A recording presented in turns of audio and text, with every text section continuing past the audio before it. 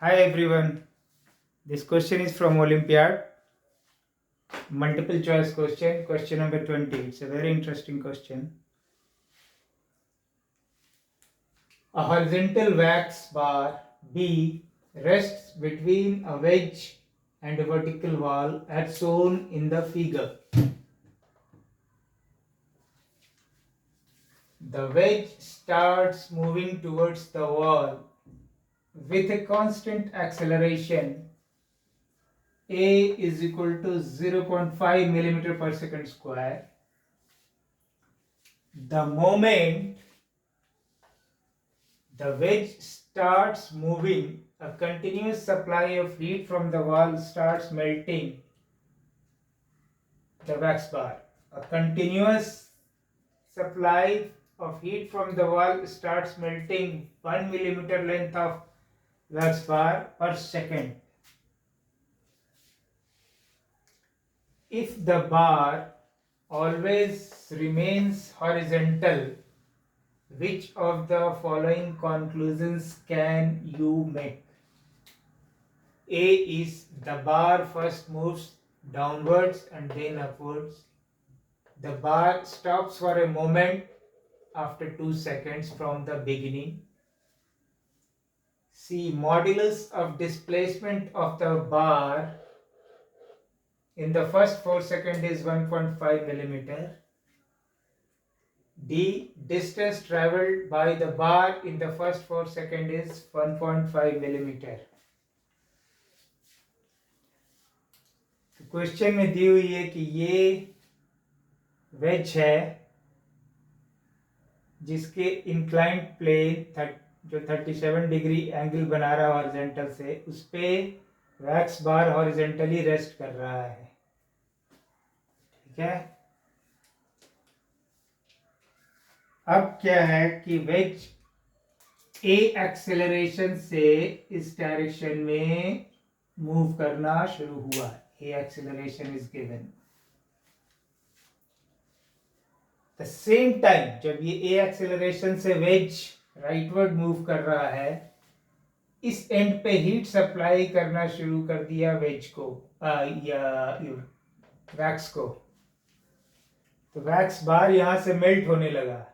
ये जो melting speed है वो दी हुई है कि 1 millimetre length of this bar, 1 millimetre of length 1 second में वो मेल्ट हो जाता है. दूसरा चीज क्या दे रहा है कि अगर ये bar always remains horizontal, always remains horizontal means horizontal ही रहता है, कहीं इंक्लाइन टेढ़ा मेढ़ा नहीं होता है, मतलब ऑल द टाइम इसका ये एंड बार का दूसरा एंड वेज के इंक्लाइन प्लेन को टच कर रहा है इन द सेम ऐसा ही. So which of the following conclusions can you make? तो बताना है कि इस चॉइसेस में से कौन सा अप्रोप्रिएट चॉइसेस है, राइट चॉइसेस है. तो आइए जरा इस पिक्चर को ध्यान से देखें. अगर इस बार के सेंटर में मैं एक पॉइंट मान लेता हूं ए, जो पॉइंट ऑफ कांटेक्ट है, that point is also on the wedge, also on the x bar. ठीक है ना. तो मैं बी ए से अगर ए पॉइंट जो कांटेक्ट में है बी ए से रिप्रेजेंट करूं, बी सबस्क्रिप्ट ए से, और वेज का जो ए पॉइंट जो इस ए पॉइंट से कांटेक्ट में है उसको मैं अगर डब्ल्यू ए लिखूं, W A means W subscript A, just to differentiate. अब आइए हम लोग देखते हैं 30 सेकेंड्स के बाद we will try to catch the bar position and the wedge position. 30 seconds के बाद. तो 30 सेकेंड्स में आपका बार, और अच्छा ये क्वेश्चन में दी हुई है melting speed of bar 1 millimetre per second.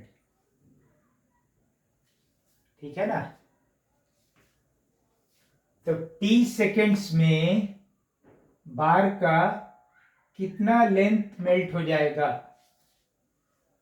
That will be Vm into t, इतना लेंथ।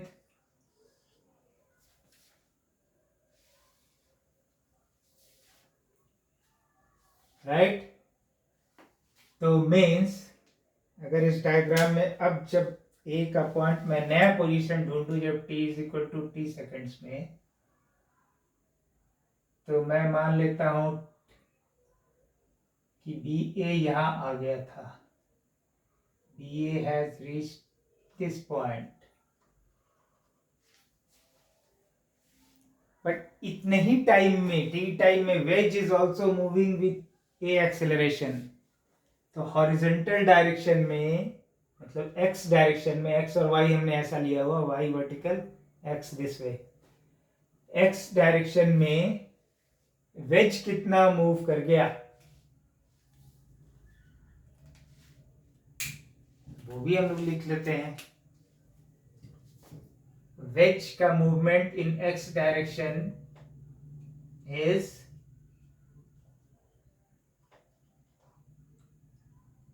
अगर एक्स डब्ल्यू से लिखते हैं तो वो हाफ ए टी स्क्वायर, आप इक्वेशन जान रहे हैं, ठीक है ना। यहां से स्टार्ट ही लिया था, यहाँ पे भी 0 था जब स्टार्ट लिया ये एक्सेलरेशन के साथ। तो वेज एक्स डायरेक्शन में half A T square travel कर गया, और बार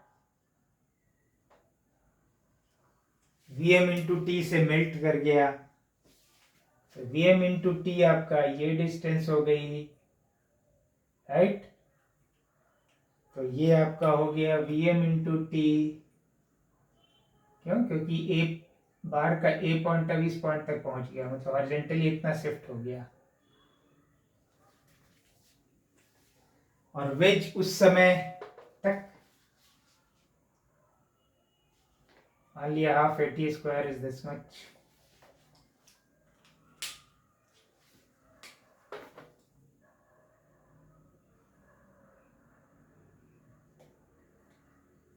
वेज यहां तक शिफ्ट हो गया। So this is your half A T square है,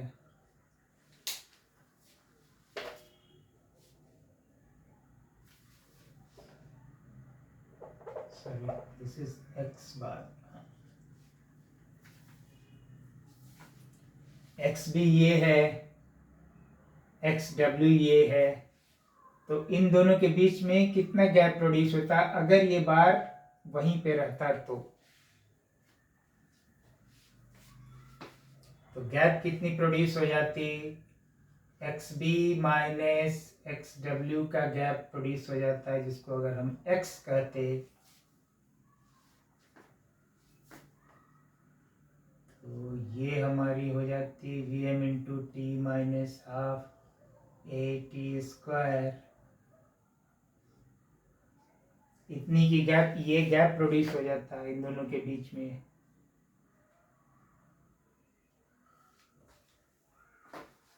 this portion was the gap.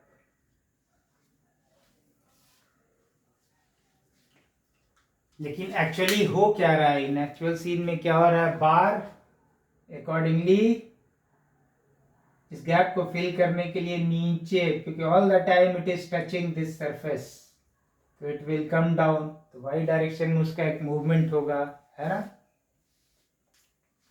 तो अगर ये आपका x है जो हमने यहाँ दिखाया है, दिस इज x, और बार उसी समय में, t समय में y से नीचे आ गया, अगर ये y है तो x और y को जो लाइन मिलाएंगे वो क्या होगा, ये वाली इंक्लाइंड सरफेस होगी।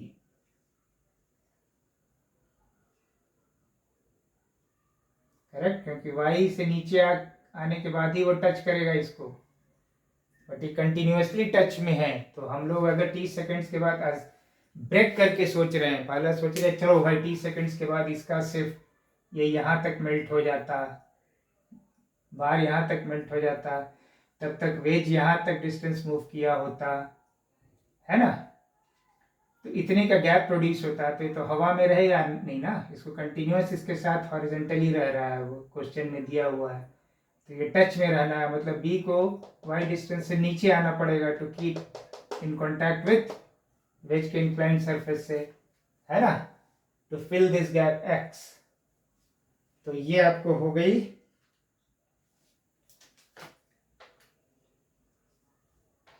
ठीक है। ये दोनों पैरेलल लाइन है, तो ये थीटा है तो ये भी थीटा होगा, इंटीरियर एंगल। तो आप अब देखिए y और x में क्या रिलेशन हो गया। y को अगर आप ऐसे लिखेंगे tan theta is equal to y by X, ठीक है ना, ये राइट एंगल ट्रायंगल से, तो y आपको क्या हो गई x tan थीटा, x का वैल्यू आप यहाँ से डाल दीजिए, यहाँ से आप x का वैल्यू डालिए, x इज द गैप, जो गैप यहाँ X B minus X W है, आपने उसको डाल दिया, Vm into T minus half A T square into tan theta is tan 37, tan 37 कितना होता है p by B, that is 3/4। अगर Vm का वैल्यू डाल दीजिए, Vm is 1 millimetre per second से है, तो ये 1 हो गया, तो ये t हो गई हाफ, a का वैल्यू क्या है 0.5 मिलीमीटर पर सेकेंड स्क्वायर है, इंटू हाफ टी स्क्वायर, सो 3/4। तो आप इसको ऐसा लिख सकते हैं t minus T square by 4। अब मैं इसको y को डिफ्रेंशिएट कर दूंगा तो बार की y डायरेक्शन में इंस्टेंटेनियस वेलोसिटी मिल जाएगी at any time t, so 3/4 into 1 minus 2t/4, that is 3/4 into 1 minus t/2। dy by dt को मैं vy लिख सकता हूँ, ठीक है, करेक्ट।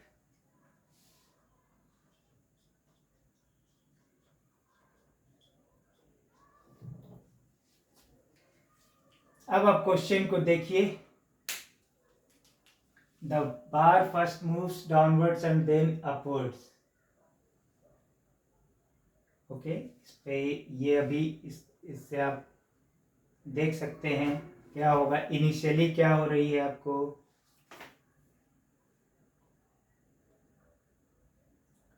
वी वाई क्या है, जब तक टी इज इक्वल टू 0 से 2 सेकेंड्स तक के लिए वी वाई आपको, वाई को नीचे क्यों ले लीजिए, then it will become easier for the sign convention, क्योंकि वी वाई हम लोग नीचे के डायरेक्शन में पॉजिटिव ले रहे हैं, इसलिए हम इसको वाई नीचे ही अगर रख लेते हैं, ठीक है। तो t इज इक्वल टू 0 से 2 सेकेंड्स तक के लिए ये वाला पार्ट क्या होगा आपको पॉजिटिव होगा, मतलब वी वाई डाउनवर्ड डायरेक्शन में होगी। t is equal to 2 seconds पे आप देखिए वी वाई 0 हो जाएगी, 2 इज इक्वल टू 2 सेकेंड्स पे from the beginning stops for a moment, तो बी आपको एक आंसर करेक्ट है, ठीक है। t is equal to 2 second से जब ऊपर होगा तो this part will become negative, तो ये निगेटिव हो जाएगा, मतलब वी वाई का डायरेक्शन पहले ऐसे था ऊपर की ओर हो जाएगा, तो आपको ए पार्ट भी आंसर सही है। First it moves downwards from 0 to 2 seconds and then it will go up, so A answer भी करेक्ट हो गई। अब आपको मॉड्यूलस ऑफ डिस्प्लेसमेंट और distance travel by the bar. तो चलिए हम लोग डिस्टेंस को लेते हैं, ठीक है। तो डिस्टेंस ट्रेवल आपको मालूम है कि डिस्टेंस ट्रेवल के लिए modulus of the velocity dt 0 to 4 seconds, that is the distance traveled by the bar।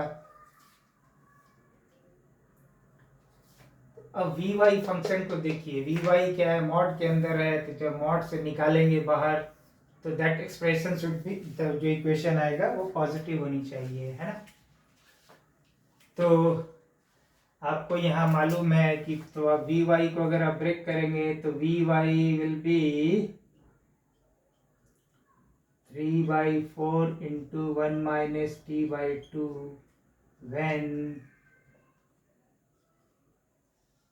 t is greater than equal to 0 to 2 seconds, and 3/4 t/2 minus 1 हो जाएगा when t is greater than or equal to 2 seconds। तो ये मुझे दो इसमें break करना पड़ेगा, 0 से 2 सेकेंड्स एंड 2 से 4 सेकेंड्स, करेक्ट, फॉर डी।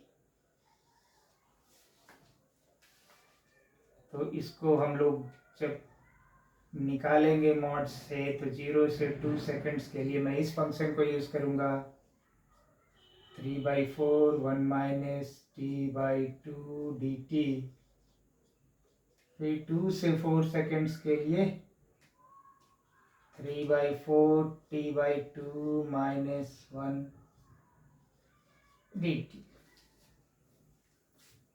अब आप इसको इंटीग्रेट कीजिए, इंटीग्रेट करके यहाँ से आप यहाँ ले आइए, t इज इक्वल टू, अब 3/4 को बाहर ही ले लीजिए, तो इसका इंटीग्रेशन क्या आ गया, t minus t square by 4 0 to 2 second. इसका क्या आ गया, plus t square by 4 minus t 2 to 4 seconds. इसका वैल्यू पुट करके निकालिए, 3/4, ये देखिए आपको 1 आ जाएगा, ये भी आपका 1 आ जाएगा। तो 3/4 into 2 1.5 मिलीमीटर। तो 4 सेकेंड्स में ये 1.5 मिलीमीटर डिस्टेंस ट्रेवल करेगा, ये करेक्ट हो गया। अगर ये 1.5 मिलीमीटर डिस्टेंस कवर कर रहा है और 4 सेकेंड में अगर आप डिस्प्लेसमेंट जब निकालेंगे तो डिस्प्लेसमेंट के लिए आप क्या करते हैं, डिस्प्लेसमेंट के लिए आप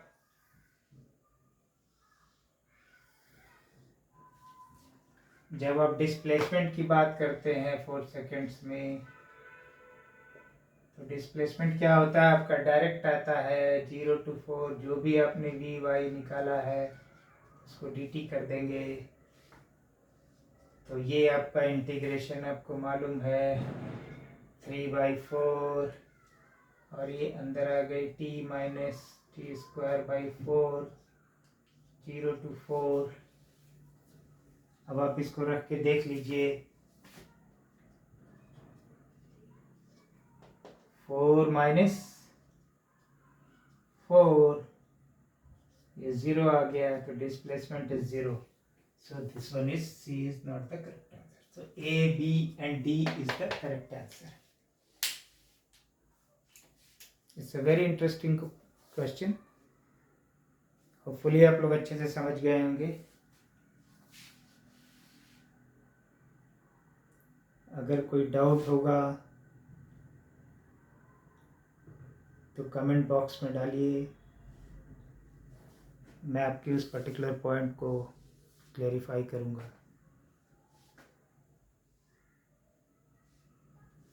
थैंक यू।